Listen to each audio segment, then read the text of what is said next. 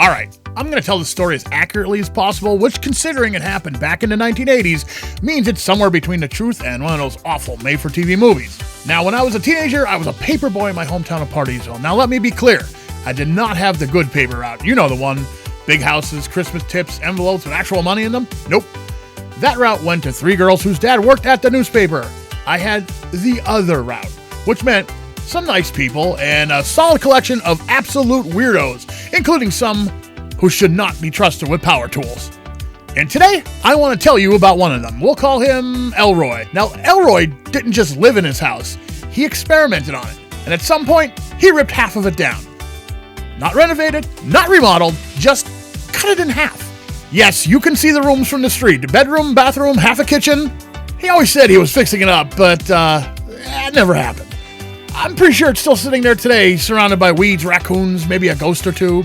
Anyway, fast forward to one day, Elroy stops me and says, I gotta cancel the paper for a while. Now, even at 14 years old, I was already a salesman, and I'm like, well, Elroy, you gotta stay informed. Don't you want to know what's going on in your world?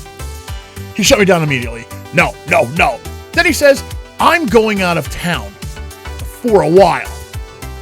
Now, here's where curiosity got the best of me.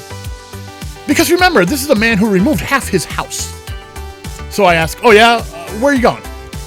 And he says, dead serious, I'm going to Hollywood. I'm going to be in the new Sylvester Stallone movie, Rambo 3. Now, this is the 80s, and Rambo was basically like the greatest thing ever back then. So I stood there like, okay. And then Elroy disappears for months. No paper, no Elroy, no explanation. And I assumed, yeah, sure, this man absolutely went to Hollywood and became an extra in Rambo 3. He did say, however, that if you check the ending credits, you wouldn't see his real name, because it's under an alias. Apparently, privacy is very important when you're a background mercenary in a Stallone movie. So folks, that's Elroy, the guy who lived in a house cut in half, claimed to be in Rambo 3, disappeared for months, and once also claimed, with zero hesitation, that he owned the Batmobile. Which honestly, after the house thing and the movie thing, yeah, sure, why not? And trust me, this is not the last Elroy story. That's just the one my brain could legally remember right now. Cheers!